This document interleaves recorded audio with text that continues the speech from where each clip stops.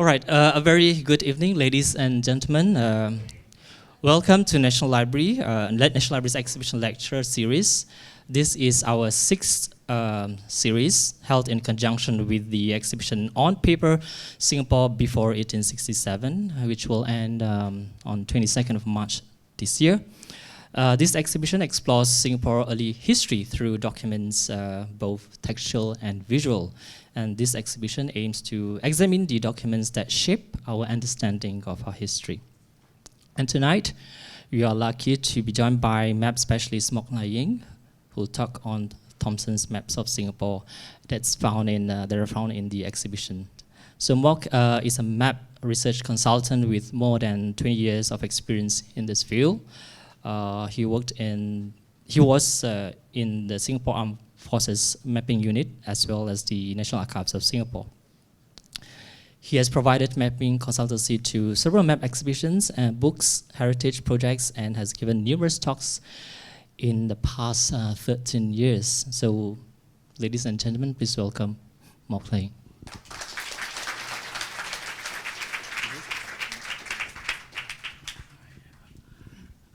Hello everyone, thank you for coming this evening. It was about a year ago when the library was preparing this exhibition that they asked me to sort of think of something to talk about. And I came up with this topic because finally, after all these years, close to 20 years of research, the materials are finally available to the general public over the internet and so on. Many of the maps have been digitized. At least we know where they are, at least. So this is finally the first provisional report of the finding of Thomson's maps of Singapore. Thomson was Singapore's first government surveyor after the British came to Singapore.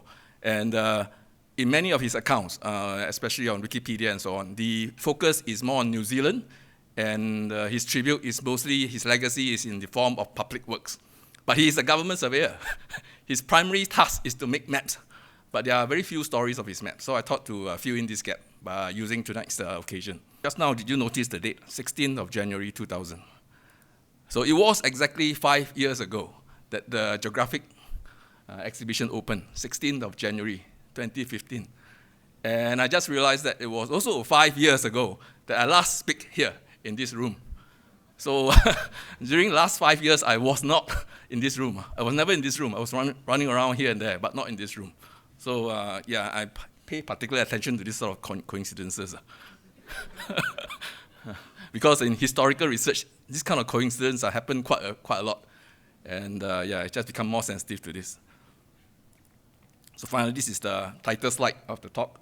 It's the same as the other one. So recently, just a few days ago in the Straits Times, we see this news. 3 Thomson East Coast Line stations open for review. So name Thomson appears in our papers and the media once again. So people don't know what's Thomson, or just the place name in Singapore.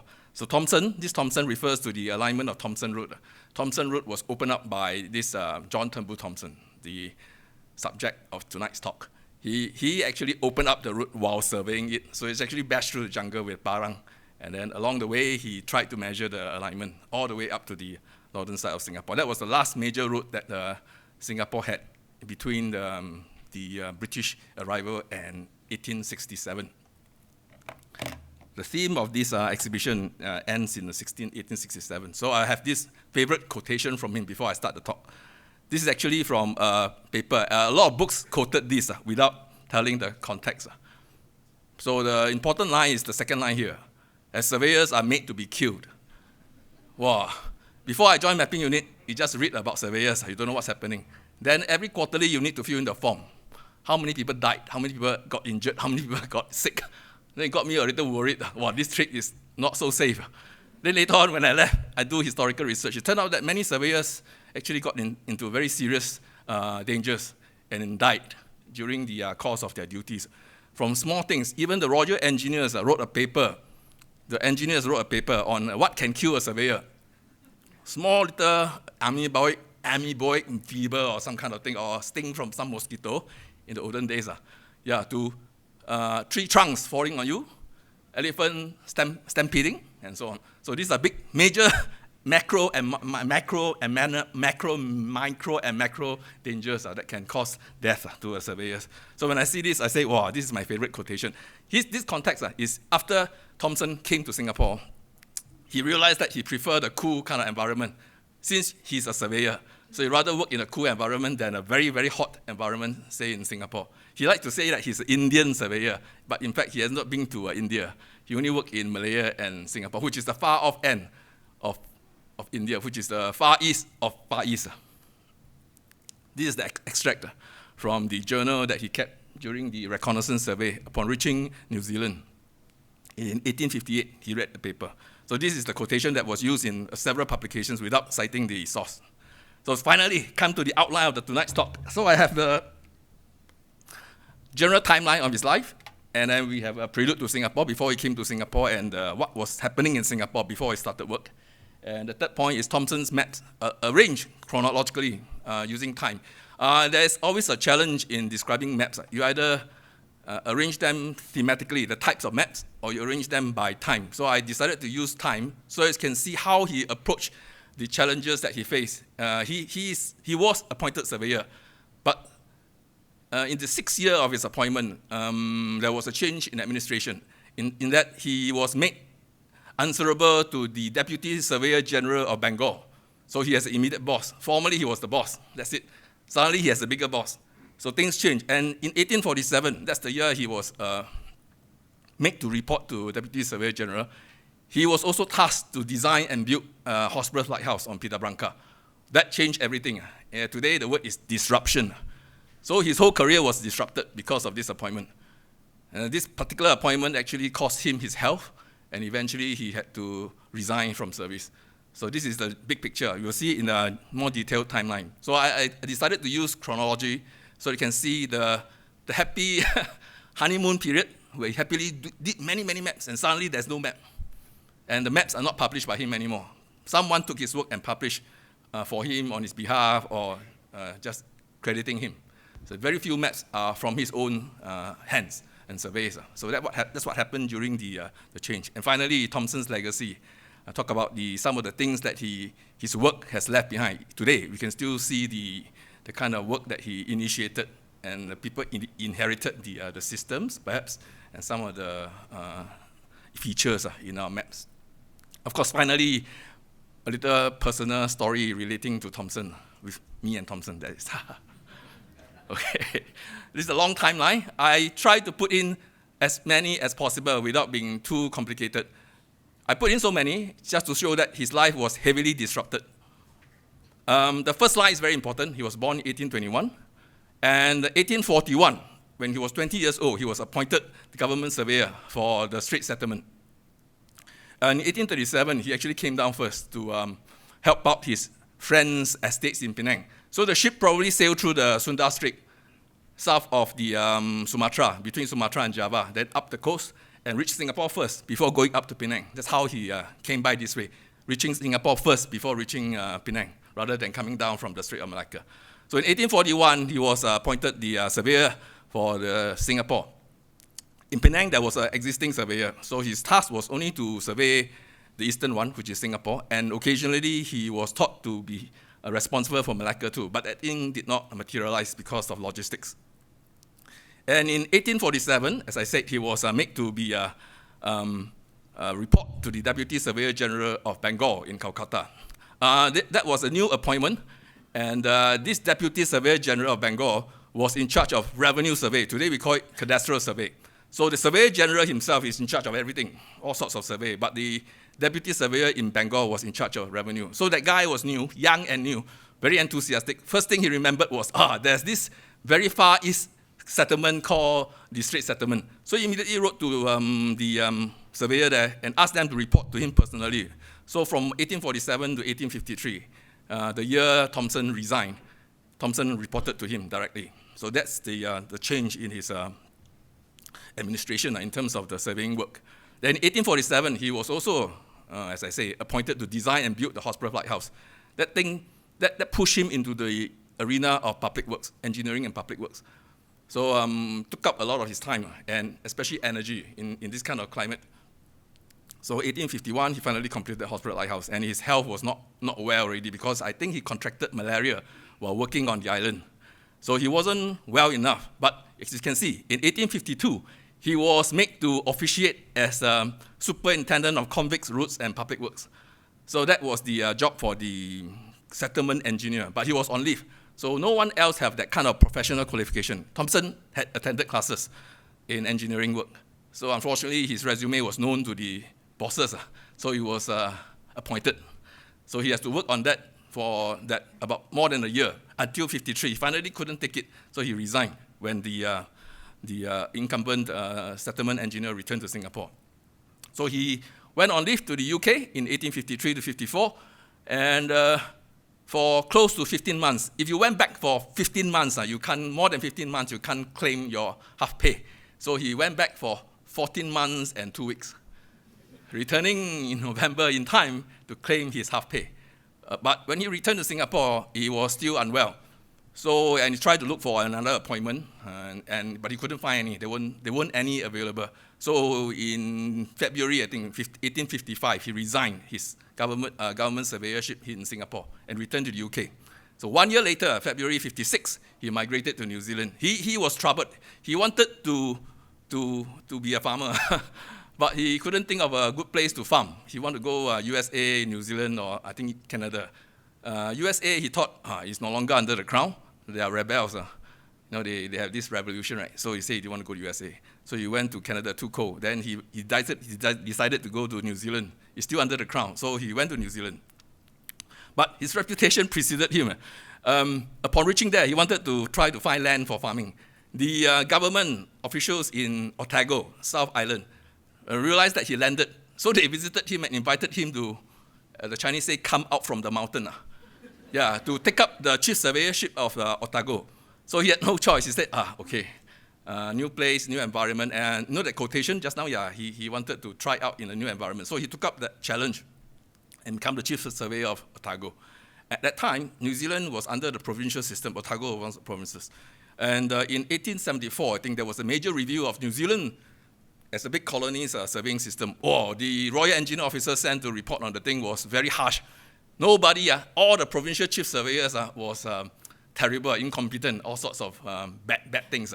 Only Thomson's work was credited. So eventually, when the system was resolved, they removed the provincial system, and Thomson was made the Surveyor General of New Zealand. He served for 3 years, and he finally retired in 1879. But unfortunately, in 1884, he died. Normally, and usually, I would think that 63 years old is too young to die. But he already prepared himself to die. But unfortunately, he died of a cold. It's not a natural thing. He actually was playing with some equipment that he was interested in. And according to his obituary, he caught a cold and died. So that's what happened to him, just 63 years. So these are the 3 known images of Thomson. The one at the lower left is the painting done in Singapore, 1845. And the one in the middle is 1858, photograph. Looked handsome because that's the year he got married in New Zealand. And the top right one is when he became Surveyor General in New Zealand. So he must be in the 1870s. No exact date. So there are three stages of his life. So far we come to the prelude. Singapore before Thomson, just before Thomson. So this is the famous map he did for Penang. This is actually a hand-copied copy in the National Archives of Singapore.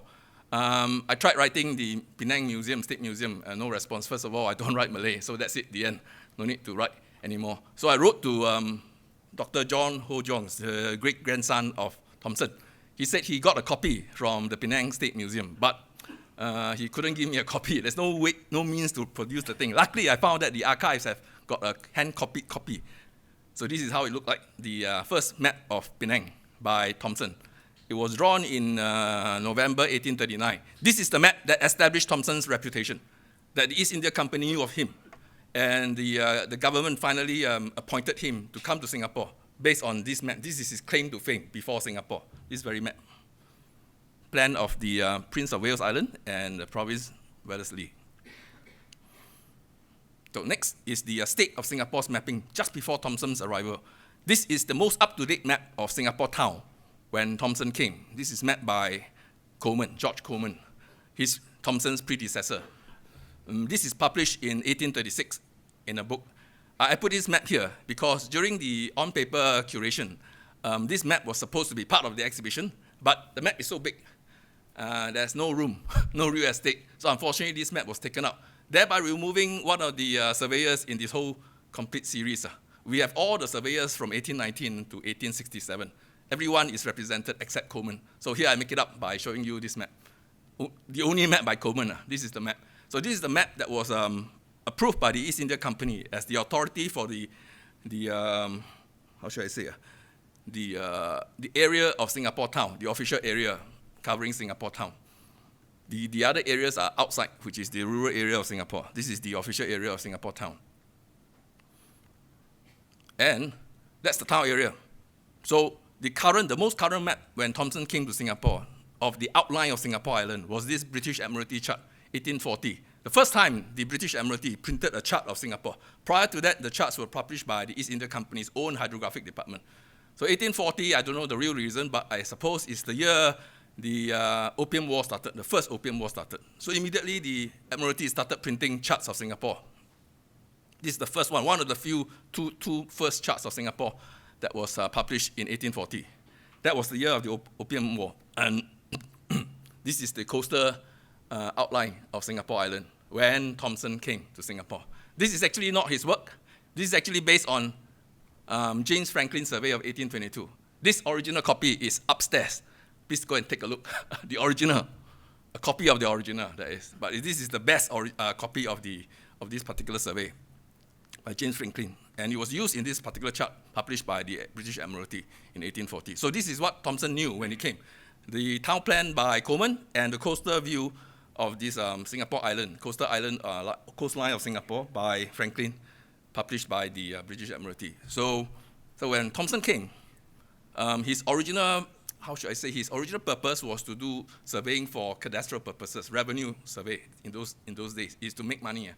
How much land you sell, you collect the money. So you just get the area out from particular of the land and give the person some sketch.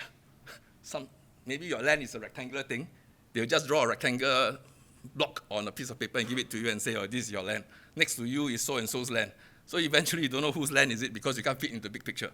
So Thomson wanted to change all that. So these are the 6 types of maps that Thomson started making when he first arrived. So the first type is the cadastral survey maps, the revenue surveyor. His most important task was to do this first. Then he started surveying the coastline of Singapore. Being a surveyor, the general principle is to work from the whole to the part. So the first type of map actually violated this principle. He started working on the little coastal lots, the land lots first. So it's not controlled properly, so it's not accurate. So he decided to do concurrently the coastline so that he can control the interior land lots. So this is just some of his thinking. Then the third thing is to survey the town of Singapore, the other features, the roads and so on, the buildings and so on. Then followed by the interior of Singapore. Very difficult to challenge the interior, but this is his objective. Then the fifth one is to, after he have done Singapore, to do the water. So he was not only just a land surveyor, he's also a hydrographic surveyor. So he did both. Eventually you will see that he actually did more of the sea than the land, the area that he covered. Then finally he did some areas off the east coast of Malaya, especially Johor State. One is to find out the hiding places of pirates, and the other one I think is to find sources of coal for the steamships that were coming into this area. So these are the 6 types of maps. So I'll start with 1842, the first year of his work. He was appointed in 1841. November 1st was his appointment date. On the 7th of November, he started working. So by 1842, March, he actually compiled this first district map.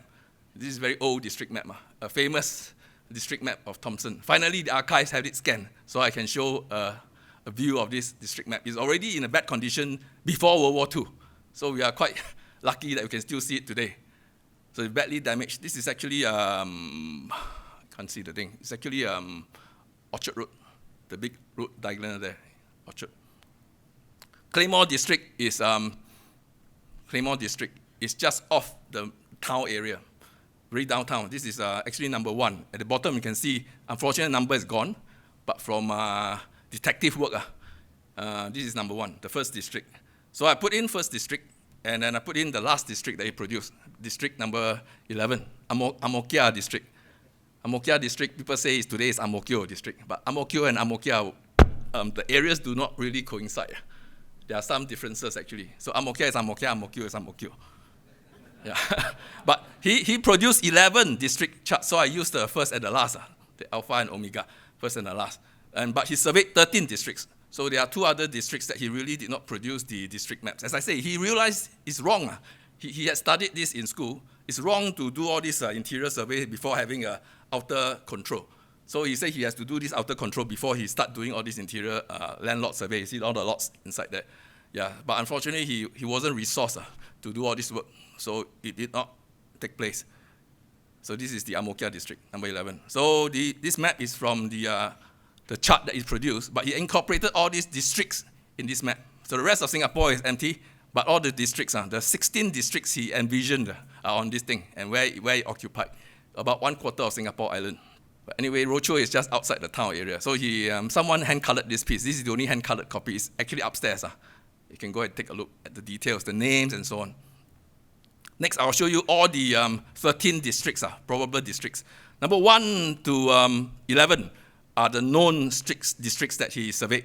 And those in italics, number 6 and number 10 are my guess only. Number 6 is missing today. We do not know where the sheet is. Number 10 is missing too. So we have the rest. The rest are in the archives collection with their dates that he produced the maps. So it started in 42, 43, 44. So probably the district 6 and 10 were done in 45, because subsequently there's another map that says that he surveyed from 42 to 45. Then number 12 and 13, Toa Payoh Lai and Bukit Timah, would probably be the districts he surveyed, but did not really produce the district map, because he didn't have the time, probably, by then. So these are some of the district map that he produced. So in 43, the next year, he started producing this map, proper map, not for cadastral purpose. He moved to the town area and started to produce this town map, following Coleman's style, drawing only the coastal area. So this is actually a hand copy, not the original printed copy. In those days, there's no photocopying machine. You need a map, you faithfully copy by hand, every single thing. If there's an ink block, you will copy the outline exactly as the original. You do not know whether that thing is significant or not. So you follow faithfully. So this is actually done by Captain Samuel Best, engineer, who was appointed to propose defense structures and features in Singapore. So he actually copied Thomson's map. So the original is gone. Fortunately, there's at least a copy, a hand copy by Best. So this map is there's one copy in the National Museum, now carefully restored in the HCC, Heritage Conservation Center. Next, in 1843, December, he published this. This is a chart. This is empty, almost empty, only the town area of Singapore. That's Coleman's town map. He put in the information from there. This is his survey of Singapore's coastline, published in December 1843. But the date on the chart is 1842. You see the bottom, 1842, in the long, long style of writing in those days. So this is the map. So if you look carefully, this is the only copy that survives today in the Royal Geographical Society. This map has all these lines, triangulation line, from all the hills around Singapore, all the other islands, so as to control the outline of Singapore Island. So he finally got the outline of Singapore Island more or less correct, except for Tekong, top right you see. Only half of Tekong is there. So he got it done in 1845. So 1842, he did that. So in 1844, he finally expanded his coverage of the town area. And this is the plan of Singapore town, expanding from the town area to the rural areas where a lot of agriculture took place. So it's 1844, and this plan of Singapore adjoining districts by Thomson. So later that year, he started another survey. He wanted to survey the interior of Singapore by going into Singapore's inside to see the road networks and especially the plantation areas. So one of the key features is the, can't see the words, the various gangs, the gang names in the interior, all the agriculture, Gambia plantations, the names inside there. So he merely got the names. He did not get the delineation of the actual river causes and so on accurately at that time. He merely went in and did reconnaissance survey, took the name first, put it roughly on the map, so at least you know the interior of Singapore and how they were named by the local planters. This is 1844. So in 1845, he did not produce any map, because in that year, he finally started his triangulation of Singapore. He tried to do the control survey of Singapore. But in that year, the Admiralty updated another chart of Singapore. This was also published first in 1840. The other map, the whole island one, this southern part, the harbour of Singapore area. This was updated to 1845 based on, you see the bottom line, the survey of Mr. Turnbull Thomson, 1827, 1842. 1827 was Daniel Ross' original survey. 1842 is Thomson's survey. So the Admiralty finally incorporated new survey by Thomson and printed this chart in 1845. So unfortunately, Thomson's attempt at the primary triangulation failed. The terrain was too difficult. He couldn't find a place that's flat enough and long enough for him to measure a baseline properly. So he could only measure one. He cannot measure another one to close the thing. So he actually go around Singapore and come back to the original thing and measure the thing again. So that one he said wasn't very good. It's against the general principle of surveying. But in any case, he finally completed the collection of Singapore's data with the proper surveying of Pulau Tekong. You can see this. Pulau Tekong is now the shape that we recognize. If you go upstairs and see Pulau Tekong over the years, it's a different shape, either too small, too big, all sorts of funny shape except the correct shape. So in 1845, there was anti-piracy ship, HMS Driver, captained by Royal Navy captain called Charles, what's that name? Drinkwater Bethune. He was here actually to fight against this pirate thing, to go over to Borneo, show a flag and so on. So Thomson got hold of the opportunity and got him to help go around Tekong, finally got the proper shape up. But Thomson wasn't one to claim fame, so you see, this is the chart published on the 1st of January 1846. Thomson's name is absent, surveyed by Captain Bethune, CB, Royal Navy, 1845. So Thomson actually wrote it in his report to his boss that he actually participated in this survey. Without Thomson's help, Bethune is new to this area. How could he complete this survey? So Thomson actually helped in this survey. So next, Thomson moved back to the town area and updated the map he produced in 1844. Merely changed some of the street names, this one, and some of the statistics, particular map, 1846. This map, small print, is upstairs at the exhibition. Then, later that year, 1846, August 17, he finally published this, I think his most complicated work. After finishing Singapore Island, he actually surveyed the whole Strait of Singapore, major operation, with the help of the captain of the ship, the gunship, East India gunship, Diana, Samuel Congalton, another Scotsman. They collaborated on this survey. So they went from the left, Pulau Pisang, all the way to the South China Sea, Pita Blanca, whole Strait of Singapore. Based on his survey on the ground, all the control points he did earlier in his survey in Singapore, they measured the whole thing. So Singapore looked more or less like what we know today. The only problem is his longitude value is more than a mile off. This you can see upstairs, this particular sheet. This is 1846. This is actually the title block from the 55 edition. So it's a long story. So again, Thomson let Samuel Congalton, the captain, has top billing above his name. So he give him more credit than him in the completion of this particular survey. This particular survey started in November 1845 and ended in January 1846. It took a few months to process the data, and it was published in 17th of August 1846. So you look at this, the impetus that time, suddenly why did Thomson did this chart? It's because of this area, the northeast corner of Bintan Island. Don't know if you can see or not, there are many wrecks. At least 3 wrecks happened here in 1845 alone. So the colonial government was very anxious. So Thomson took it upon himself to do this survey and publish the chart. It was published under his name, not sanctioned by the government. So this is what Thomson did, that area. A lot of ships were lost in that northeast corner in the last 10 years prior to this survey. And in 1845, P&O, the Pacific Orient Line, is coming to Singapore with their steamships. So the traffic was anticipated to increase with bigger and faster ships. So they have to do more surveys of this area for safety.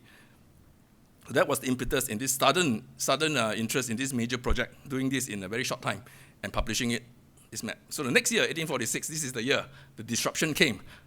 As I say, Thomson became responsible to the Deputy Surveyor General of Bengal, and he was also made to design and build the thing.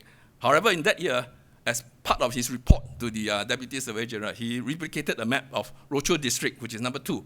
Claymore was number 1. He did this map and submitted to Bangor. And this map is now in the National Archives of India's collection. This is from the National Archives of Singapore's website. So number 2, government surveyor. And there are some scribble at the bottom. It's actually the pencil mark stating that this was submitted in December 1847. So who was this Deputy Surveyor General? So this is my advertisement now. This is the map upstairs, if you go up to the on-paper exhibition. The last map in the map section, a small little map, very small only, map of Malay Peninsula. On it is this signature by Surveyor General of India. This is his full name, Henry Edward Landor Tuillier or something. Very difficult to pronounce the name. It's a Tuillier, French name. And in 1847, he was actually the officiating Deputy Surveyor General. This is the guy. So it's interesting that the curator of the exhibition brought in this map.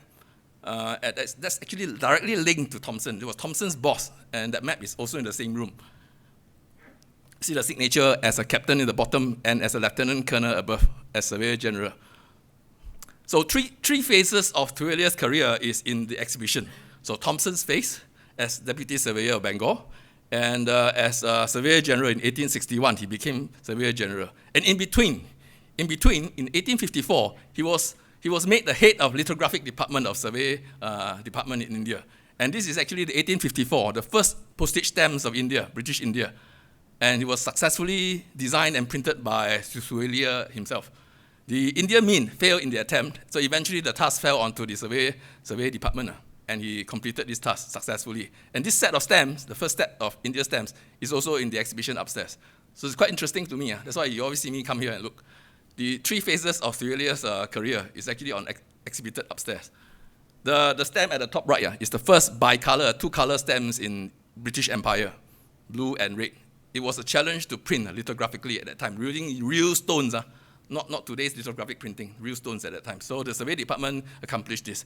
This gave rise to a tradition. Malay's survey department eventually also started printing stamps before the war years. So the chief surveyors are all avid stamp collectors because they have advanced knowledge of what state is going to come up with a new set of stamps in those days. Yeah, and they also printed many things, and they also become the odd jobs department. Survey department. If they keep saying that if you have a job, the government has a job that cannot be solved, pass it to the survey department. Yes. So this is the spirit of the survey department, as you can see from this. So this is the distraction. So we come back to the story again. 1848. So after his attempt at surveying the Horsburgh Lighthouse, he was made to survey the northern coast of Singapore Island. At that time, piracy was rampant in the Strait of Johor. So again, he went up there and surveyed the thing in detail now, not compared to the 1844 edition, where he just merely go around and reconnaissance, pick up the river mouths, and then pick up the plantation names. This time around, he actually did a proper survey along the whole strait, northern coast of Singapore Island. And he actually went upstream, tracing the rivers. Tracing the rivers to the where the gangs are located. So he marked out all the names and so on, more accurately. So this is actually a report map. It's really not published, this map. It will be incorporated into later map. And with this survey, there's actually a report with all the gangs and all the acreage and so on. And that one has been cited by a few scholars for Chinese studies on the Gambia plantation in Singapore. So next, 1849. This is photo, very famous, 2015. I was so excited when I saw this photograph because the Prime Minister of India, Modi, gave to the PM Lee this reproduction, full-size reproduction of this map. It's in full color because the one we have in the archives is in black and white. So this is the map. Compiled, never published, 1st of January 1849. It's based on all his surveys from 42, 43, 44, and 45. Hence, I know that he stopped at 45. So this is the expanded area. From the town area, he moved to the rural districts. But unfortunately, it was never published. This is the black and white edition. So this is the title block. And Thomson also surveyed the heights of hills, and it's actually incorporated in this map. But it's just as a table form, not drawn in a 3D form on this map. Then, he also compiled the whole island map of Singapore, this map, with all his survey districts and the coastal areas and the northern survey and the gang names and so on. All this information through his years is compiled into this one map. Fortunately, this map is published. Later on, you'll see it. And this map was also used in the Peter Bangka case. Malaysia has this memorandum and map atlas. This is map number 8 in their memorandum. So this is from the International Court of Justice. The document is online. You can just download it. So the same year, 1849, so you can see that Thomson is very busy. 1849, he went up to the Cebu Channel, which is the Tioman area, to survey the coastal area. One for piracy, second for probably for the coal, looking for coal beds to fuel the increasing ships into Singapore. Okay, so again, another survey on the Johor estuary. This is another area, north of Tekong now. They explore the Johor River upstream. That's another survey. Thomson. So 1850, back to his Peter Bangka Hospital Lighthouse work. By then, work was in earnest. This is the one of the plans. This is actually the high water plan, high water mark plan. See the rocks. And the next one is the low water. You see more rocks exposed. So to compare between high water and low water. So he spent a lot of time going there surveying and then bringing stuff to build the lighthouse on the little rock there, Peter Bangka. Next, 1851. So this is the year the lighthouse was completed. So he produced a little chart showing the vicinity and the lighthouse. Chart of the vicinity and the Malayan coast and the lighthouse. The lighthouse is over there in the middle. And the notes or characteristic of lighthouse. Okay.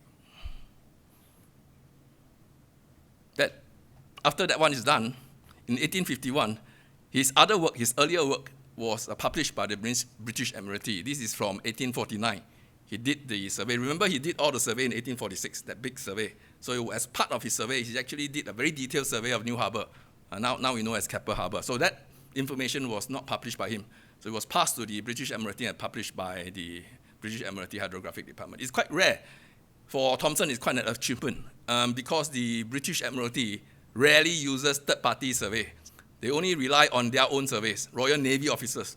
They don't use commercial ships. Commercial ships, everybody did survey in those days because for safety and there were no published charts. So they'd go around and collect all the information. Commercial publishers do that, compile from all sorts of ships. They compile from various sources, but not for British Admiralty charts in those days. They use their own Royal Navy assets, only their own officers' work. So for Thomson, it's quite an accomplishment that the British Admiralty actually used his work without correction, just put it there.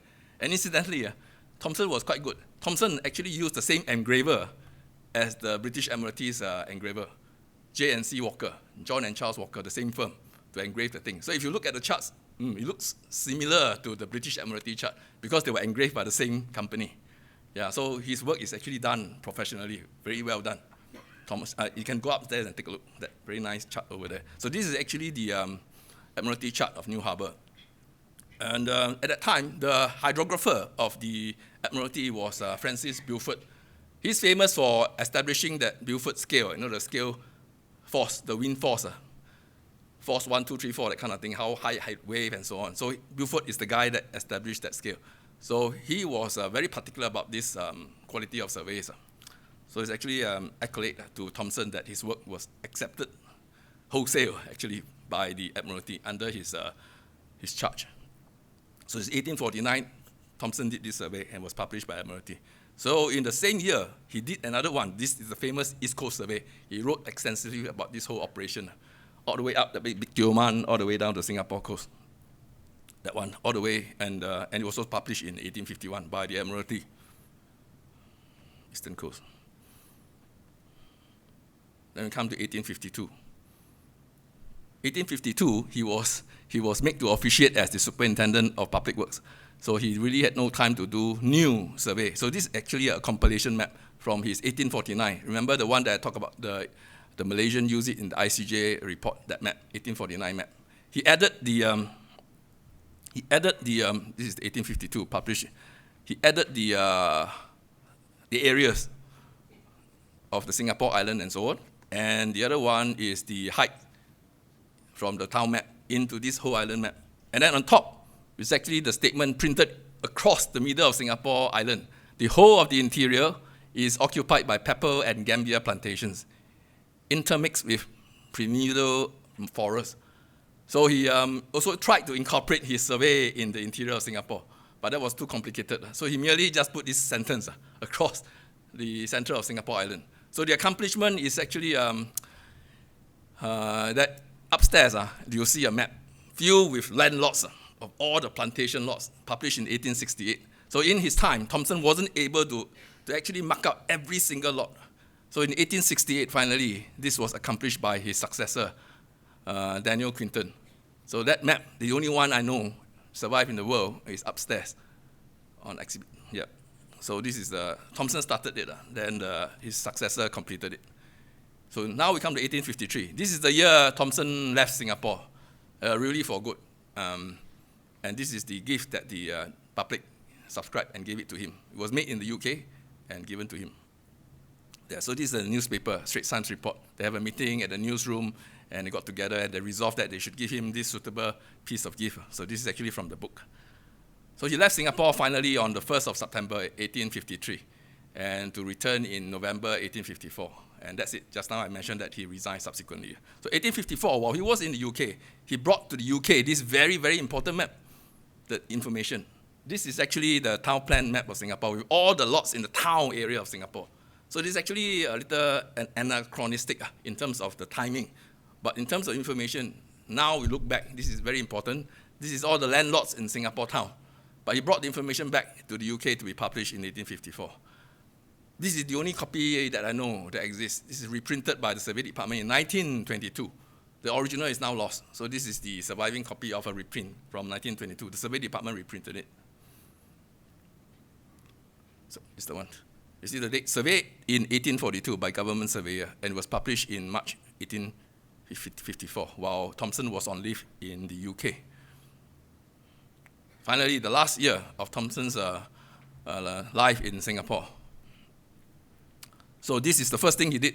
In 1846, he has that thing. In 1855, he updated the thing, this major work of his. In between these dates, two lighthouses was completed, the Hotspur Lighthouse and Raffles Lighthouse. So these are the two things he actually added to the thing. He added the arc, the visible arc, onto the thing, onto the chart. That's the major change. So this is a mock-up of what you would see upstairs. On the left is the rare, the only one, unique hand-colored copy in Singapore's National Archives collection. On the right is actually a digital copy from the Royal Geographical Society's collection. For some reason, Singapore, all the official collections do not have this Eastern sheet. For some reason, cannot be found. But there are copies found in the UK and the Netherlands, this Eastern sheet. So this time around, a copy had to be obtained from the UK to make up the whole sheet. This is how it looked like upstairs. One half is colored, the other half is black and white. So this is more detail, the colored half, which I used for the description of the district maps. And on the right is the RGS one. So you can see, whether you can see or not, there's an arc, a very nice circular arc on this map. That's the range of the light from the Hotspur Lighthouse. So similarly for here, the arc is smaller, you can't see it. That's the Raffles Lighthouse arc. But you can see upstairs, it's very clear upstairs. The thing is there, the real thing is upstairs. So this is the Thomson's work. So Thomson's work, as I say, it was engraved by the same firm that engraved the charts for the British Admiralty. So in 1855, it's not a coincidence, the British Admiralty published a 3-sheet series entitled Straits of Singapore. First sheet is way below Singapore's present-day Singapore Strait. But the second sheet, 2403 and 2404, actually covers more or less what Thomson did, his work. Three alignment align the way that the lat long specify. This is how it looks like. So the 2 sheets that cover Singapore's actual Singapore Strait.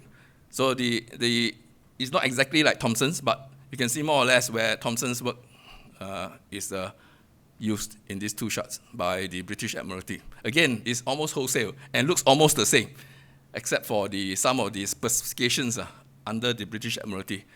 Everything else, including the arc, the light visible arc, and so on, is per the Thomson's chart. The only key difference is the longitude error.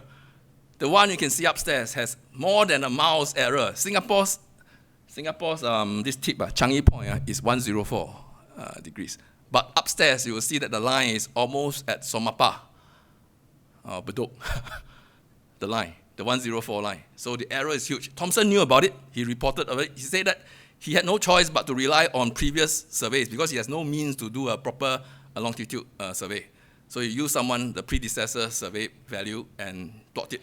So it's a systematic shift. So today the mathematical terms is translation. You just merely shift the thing and you get it right. So that's what the British Admiralty did. They shifted Thomson's chart to fit into the correct thing. So at this right border here is 104 as compared to one upstairs. 104 is some distance to the interior of Singapore Island. So the British Admiralty did this. So you see this date, surveyed by John Thomson, Singapore government surveyor, 1846 to 54. So it's accumulative. From 46 to 54, all his work, or the Singapore government surveyor's work, which is essentially Thomson, work, so incorporated in this chart. Strait of Singapore, sheet 2. And then this is sheet 3, covering the Horsburgh Lighthouse, sheet 3. Same thing, same dates. So I want to summarize. Just now I say 6 types of maps. So this is the last part of this. There are 6 types of maps, 6 important maps that Thomson's produced. This is the first one, 1842, the town lots produced. But he only got to produce this in 1854, many years later actually. This is actually very important because many of the lots are still in use today. Then the next thing, he started to expand outwards. From the town court area, slightly expand outwards. So the next map, 1844, 1846, this map. Then expand to the rural districts. You can see the expansion from the town area, from Singapore River Mountain area, move out, and up. All the area, this is the map. Then, after the thing, he expanded the whole island. So he has done all the survey for the coastline, everything, so he incorporated all the information in this map, the whole island map, published in 1852. And then, after the land more or less settled, he started to survey the water areas. Huge expanse. This is with the help of Samuel Congalton, the captain of the gunship, the anti-piracy gunship. And finally, when Singapore area is done, he actually did the east coast of the Malay coast, Johor coast, from Tioman downwards, this area. So this is the full extent of Thomson's geographical coverage, his surveying work. So if you see, all these are published, except this map. So I say, this is now in the PMO, Prime Minister's Office, personal gift. Because as I say, this 6 series of maps, this is very important. A key sequence of Thomson's contribution to the collection of Singapore's geographical information. You see, I say it so smoothly without thinking. Just now I got this hiccup here and there. But this is so important, I can say it without thinking. This map is critical to understanding Singapore's development, from the town area to the rural areas, and all the districts that he started to plan. It's all inside here. And more importantly, all the Thomson's district landlord numbers are still on this map. All the old numbers, the lot numbers are on this map. Okay, finally I come to this last section, Thomson's legacy. I try to cut down a lot of things, only 1 point per thing. The international legacy is the New Zealand Meridional circuits. This is the map, contemporary map by John Thomson himself, 1879, I think, 1878. Yes, you see, John Thomson at the top. Now he becomes Surveyor General of New Zealand. And this complicated word, meridional circuits in the colony of New Zealand. That, on the left is the 1878 published by Thomson, and on the right is actually the current edition, adopted in the year 2000, when New Zealand wanted to update their system to the modern day, well, I should say the GPS compatible, the lack of better word, GPS compatible system. They decided to retain Thomson's system and make all the circuits, you see all these meridional circuit, different circuits. Some of the boundaries have changed, but essentially it's the same system that was implemented by Thomson. And this Tuhi Rangi circuit is where we train our soldiers, SAF. You see that one, Tuhi Rangi circuit. That's where we train our soldiers, where the artillery, all this went there. It's in the North Island. So this is I bring back the Singapore map again. See, this is incomplete version of the meridional circuit of Singapore, to me, I feel. the districts in Singapore that Thomson tried to introduce did not work that well because of lack of resources. But when he got all the resources and the manpower, he was able to establish system in New Zealand. So I think this is his contribution through his work in Singapore, and he expanded it and improved on the system. So it's used in New Zealand. The Meridional circuit in New Zealand versus our Singapore district. This is my personal opinion. No one has written on this yet. New Zealand people are not aware of Singapore. Singapore people are not aware of New Zealand. So mutually unaware. So next, national level, Singapore's landlords. This is, again, is invisible to the normal people, so we don't know the significance. This is, again, bring back this town plan of Singapore. Again, so I got the one map, the SLA's official map portal, the normal map, the landlord map of today, and the 1854 split of the same area, Upper Circular Road, Carpenter Street, and Hong Kong Street. You see, you can still see some of the remnants of the Thomson's layout of the lots. The numbers are different, but the division, you can still see it over there. So this, to me, I feel that this is Thomson's legacy. It's no longer visible. All the books write about, oh, he built this bridge, he built the lighthouse, and so on. But to me, as a mapping person, this is his legacy in Singapore. You can still see it in our landlords. Of course, place names, all this is actually given by his successors, not himself. And in those days, the municipal commissioner named Thomson's Road, with the apostrophe S. Because he designed the road, and lack of better name, just call it Thomson's Road. That's it. So, finally, my own story. So it was told in his biography that in 1853, when he reached Edinburgh, he enrolled in the University of Edinburgh. So when he saw the University of Edinburgh, that building, same building, was without the dome. It was only added in 1887. So when Dr. Lim Boon Keng went there in 1887, he would have seen the thing that I saw in 1994 with the dome. So, and today it's very dark with all the soot. Can't imagine that. When Thomson was there, it was probably cleaner, but without the dome. That's Thomson. But I didn't realize he also went to this place. Oh, this is today it's called the Old College. When Thomson was there, it was the New College. So that's the difference. So this is me again, in 1995, standing in front of this thing called the Base Rock. A friend took a picture of me because I was looking across the horizon. After watching certain movie, you realize that watching a horizon is very important. See pattern there, see angular thing and circle thing. So this is Base Rock. I found this painting. It's the same set of painting upstairs. The library borrowed 16 paintings from New Zealand. And this is one of his paintings that was not borrowed because it reflects the Scottish landscape. But Base Rock is quite a landscape that Thomson saw it and painted it. But I think he painted it some distance away. Mine was at the coastline, very close to the thing. You can actually see the lighthouse on the island, Base Rock. This is where Base Rock is. Edinburgh, very bright there. So we actually take few trips to this North Barrack there, and Base Rock is just across the waters. And Thomson is actually here, his hometown, Pembroke, lower right. That's where he was born. So this is where his territorial was. His grandparents is all in this area. The boundary between Scotland and England, this area, Scottish borders. So this is a satellite image of where the Base Rock is and where the North Barrack town is, the nearest town, where Thomson probably painted from, one of the towers or something. And there's actually a castle there. That's where I took my photograph, from a castle, the ruins of a castle. And the castle there has this gate towards the sea. It's called Sea Gate. Yeah. So I say, wow, this is where the name comes from. A gate at a castle facing the sea, Sea Gate. Then, in 1998, I did this. I went to Canada to visit my classmate from Edinburgh. So it's very rare that a friend will say, you come from Singapore, let me set up surveying equipment for you to take a look. So since he set it up, I had to take a look. But I think I make a mistake. I touched the thing. You shouldn't touch the thing because you spend all the time adjusting, you go and touch it, that's it, gone. Must retouch the thing. So you can see this is actually a monument set up in New Zealand, and you see this painting. It's actually based on this painting, also from the New Zealand University of Otago's collection, part of the collection of paintings you see upstairs. This is the New Zealand series. It's based on this. So this was actually built in 2002, and Ranfurly in central Otago, South Island, where Thomson was the chief surveyor. So this was neglected. This statue was in a bad state until 2018. Someone petitioned for it, and now it's restored to its former glory. Thomson surveying. So at the base of the thing is this plaque showing his life story, essentially his credentials. So you see that John Turnbull Thomson now has something added, CE, civil engineer. So when he went to New Zealand, he also became a civil engineer.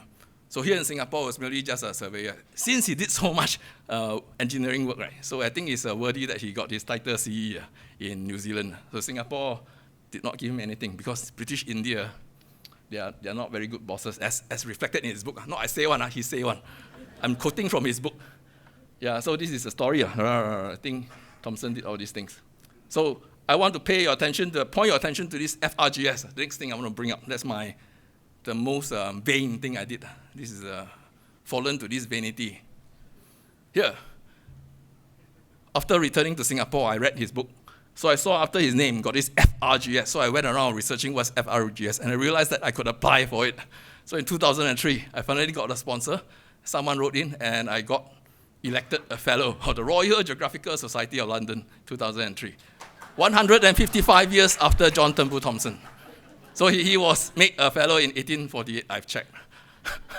So this is the second edition's cover. The first edition from 1864 of his memoirs did not put FRGS. So I think he rectified in the second edition, 1865. Then finally, I got to know that this is his great-grandson, Dr. John Hall Jones. He was ENT specialist, but he became a prominent historian for the Southlands. So he wrote a lot of books on the Southland and, of course, Thomson's story. But most of his stories are based on his life in New Zealand. So when I got to know him, I wrote to him. I wrote to him. I typed my letter, print in laser printer, so he wrote back by hand. But he's a doctor. I was afraid, doctor's handwriting. But at least I can read. So I share with his writing here. I asked him 6 questions. So this is the first answer and the 6th answer with his signature. So that's his address. So I wrote to him. Yeah, he passed away in 2015, a few months after the geographic exhibition closed. And apparently, from the newspaper report at that time, he was coming to Singapore, planning to come to Singapore for the National Gallery of Singapore's event. The NGS was showing some of Thomson's work, apparently. Yeah, but I didn't hear anything of it. But that's what the newspaper in New Zealand said, that Dr. John Hall Jones was coming to Singapore at that time, planning to come to Singapore when he passed away, quite suddenly in 2015, November. So I asked him several questions. So first question is about Thomson's Penang map. But finally, I got the map, a copy of it. And the 6th question was about the Scots and the Browns in Penang, the estates that he surveyed in. Were they related? Were they related in certain ways? So according to him, they were related, the Browns. Because I'm interested in Brown because of Bukit Brown, George Henry Brown, another Brown. But whether this Brown is that Brown, the Penang Brown or not, don't know. Because the Mr. Brown of Singapore died in Penang. So that's the story, you see. Very complicated. So very difficult. But Dr. John Hall Jones was apparently not familiar with Thomson's work in Singapore. So a lot of write-up on the web, you see a very New Zealand-centric view. A lot of engineering work that he did.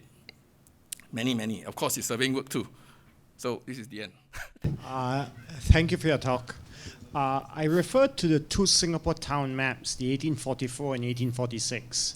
What are briefly, obviously, what are the differences between the two? And why is one printed in Singapore and the other printed in London? And both are printed in London. Singapore had no capacity to print those maps in those days. Yes. Okay, then yeah, it's all by the firm J.M. Richardson. Richardson is also the company that printed his memoir, Richardson. He passed through his father and son. 1844 the edition. 1844 and the 1846 are printed all in London. Yeah, in those days, Singapore, you see that first sketch map, the 1843 sketch map, was very, it was actually copied by hand, but it's printed here in London Mission Press. Because we don't have enough the press to print such a big size map. So that's quite big actually, that map, yeah. So it was actually printed in London, not here in Singapore, for all his maps actually. Until the 1898, I think, that we started printing maps here in Singapore's own survey department. We got enough printing press that can cover that size of paper. Farquhar Hill. Yes. Mount Farquhar. Yeah. Yes, where is that? Where's the map? Where is that located? Because a height is given Singapore General Hospital. Inside SGH today. So what is on it today? What's on it today? I can't remember exactly. There's one hill in General Hospital with Yeah, I'm not with a familiar water, with SGH, water tank on top. SGH nomenclature. I'm not familiar with the details of the map. Only know who make what map when. Okay, You see, I thank say it you, so thank smoothly. you. You mentioned about the wrong longitude, Longitude. measured at that time. Do you have any idea what was the method used to determine longitude in those days? It was actually using the marine chronometer. It was actually surveyed by the Daniel Ross, which is actually the hydrographic surveyor of the East India Company. But it was surveyed in 1827 when they were here during the monsoon season after the Anglo-Burmese War. Then I checked the longitude in Burma when he was doing that with today's value. Again, have that similar error. So it could be either the chronometers that have problem or his method of surveying got some issue. So Thomson actually stated on his chart that he used Daniel Ross' longitude values. So subsequently, there was another resurvey and the longitude value was changed. Yeah. Thank you. I'd just like to ask a bit about the road that was named after him, Thomson's Road. The present day Thomson and Upper Thomson Road, are those more or less similar to the extent of his road, or was his road longer or shorter than what it is today? In terms of alignment, it's almost similar, but that old Upper Thomson Road was sort of like straightened in the 50s, reducing 1 mile. So any milestone above that is actually -1 after that incident. So I've talked to some older people. Their memory of the northern side, the Sembawang side, their milestone is 1 + 1 to younger people. Because what they see, they keep saying, how come there is a discrepancy between their memory and what is the stone's number they saw? Because of that yeah. What about Sembawang Road? Was that part of Thomson's Road? The Thomson's Road go all the way to the coast at Sembawang, all this. The whole route was actually Thomson's Road. So now we chop it into Upper Thomson and then eventually Sembawang. Also, Sembawang Road used to be part of Thomson's Road. All the way. The whole length, because it's too long. So I think the postman got not happy. You write Thomson's Road, my goodness, right all the way, my goodness. That's the other end. So they chop it into sections, so it's easier to refer. You have to go all the way, my goodness, then you pluck up and come back. Wow. I think too late for dinner. Yeah. So that's the issue, yeah. Thank you. Yeah, sorry, one last question. The 1846 and 1855 two-piece congleton. Yes. What do you think, and we're trying to speculate a bit, what do you think his motivations were coming back to Singapore after going away in 53, coming back in 1854, and printing the 55 map? The arcs of the lighthouses are trivial. He knew he was not well. He couldn't get a job. To read, it's the same copper plates, but to do the engraving and to print it is bloody expensive. Yes. What do you think were the motivations? Was it the Johor 1855? I'm unfair, you cannot ask me. No, we're speculating. There's 2 words, professional pride. Yes, he's very concerned about this progress. He left reluctantly. First of all, he went back, coming back in 54 because he wanted to claim his half pay. So he made it barely in time for his half pay to be processed. So he got his pay. So then he tried to stay in Singapore, but he couldn't find another point because surveying to him is too exhausting already, he's too tired. He thinks his malaria is not cured yet. So whatever it is, we don't have the details, but he wanted to stay in Singapore, but couldn't find an appointment, so eventually he had to resign, go somewhere. Self-preservation, save himself first, then he can do some other things. So he actually thought of farming. He don't want to do surveying anymore. So unfortunately, people waited there, hey, please come and survey, please come and survey. So he had no choice. So he didn't really have time to rest, according to the latest stories written by Dr. John Ho Jones. Upon reaching Otago, he was immediately greeted by the provincial government to come out and help them survey the thing because of all his previous work in this area. Yeah. So in 55, J&C Walker, the engraving company, already had the plates because they are done by the British Admiralty. So the British Admiralty also actually incorporated those information in the later part of the year to have that 2 new series come out. So this one is pure speculation because unfortunately the family maybe have the information but cannot be found. Some book or some diary. Yeah, that's my question also. Why is he so on the ball? He left so far away and still have his mind on Singapore. I wanted to just add that 2 up and actually change the name of Middle Rock and the South Ledge. Swap the names. That's the other small changes in the chart. All right, on that note, I'd like to thank, let's put our hand together for Mr. Mok Ly Yng, and thank every one of you for coming down tonight and spend the time with us. Thank you everyone and for coming have a good this night. evening.